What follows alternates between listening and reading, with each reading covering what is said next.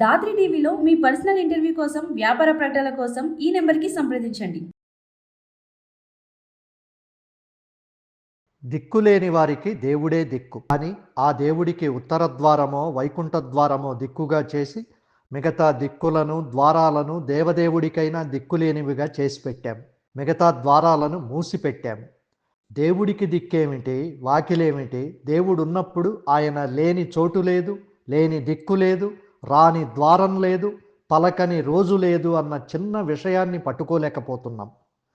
ఈ దిగ్భ్రమ మీద కన్నడ శివకథల్లో అద్భుతమైన కథనం ఉంది. కర్ణాటక శివగంగ నుండి ఒక యువకుల బృందం శ్రీశైలానికి కాలినడకన బయలుదేరింది. 20 రోజుల పాటు ఆగి ఆగి సాగే పవిత్ర దీక్షా యాత్ర అది. బృందంలో ఒక యువకుడు ఒక రాత్రి అడవిలో దారి తప్పుతాడు. కాసేపటికి ఒక పల్లె కనపడితే హమ్మయ్య అనుకుంటూ అక్కడికి వెళ్ళి పూరిగుడిసే అరుగు మీద ముసలి అవ్వ ఒక్కాకు నమలడానికి ఒక్కలను దంచుకుంటుంటే, అవ్వ నేను శ్రీశైలం వెళ్ళాలి, దారెటు అని అడిగాడు. అయ్యో ఇంత రాత్రి అడవిలో వెళ్ళలేవు, ఈ ఊరి శిథిల శివాలయం మంటపంలో పడుకుని ఉదయాన్నే సూర్యోదయాన్ని గమనించి తూర్పు వైపు కాలిబాటలో వెళ్ళు అని అంటుంది. సరే అలాగే ఎక్కడుంది ఆ ఆలయం అని అడుగుతాడు.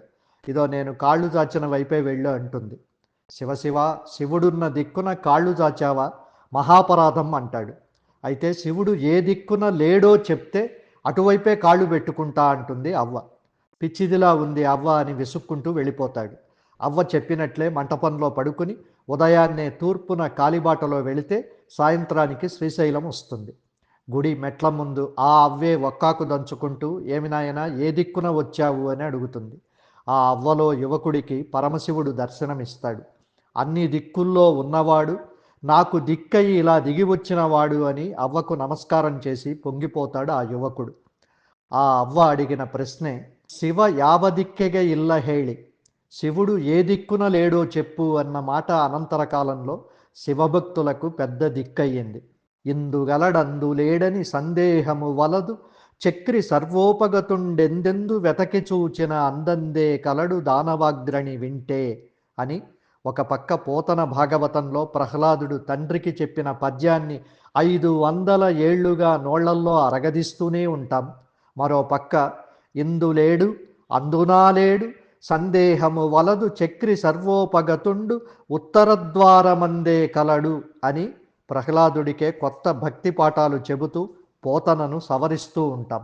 కలడందురు దీనులయడ కలడందురు పరమయోగి గణముల పాలం కలడందురన్ని దిశలను కలడు కలండనుడు వాడు కలడో లేడో అని ఏ దిక్కున ఉన్నాడో, అసలు ఉన్నాడో లేడో అని సందేహంగా ఉన్నంతసేపు మొసలి నోట్లో పడ్డ గజేంద్రుడిని శ్రీ మహావిష్ణువు పట్టించుకోలేదు.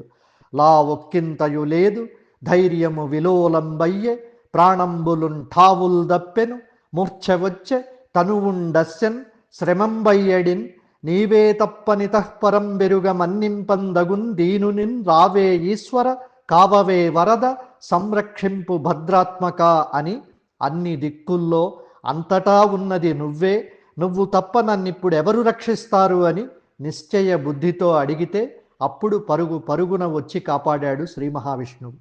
అన్నీ తెలిసిన వాడికి అమావాస్య మరణం, ఏమీ తెలియని వాడికి ఏకాదశి మరణం అన్న సామెత ఎందుకు పుట్టిందో మనకెందుకు?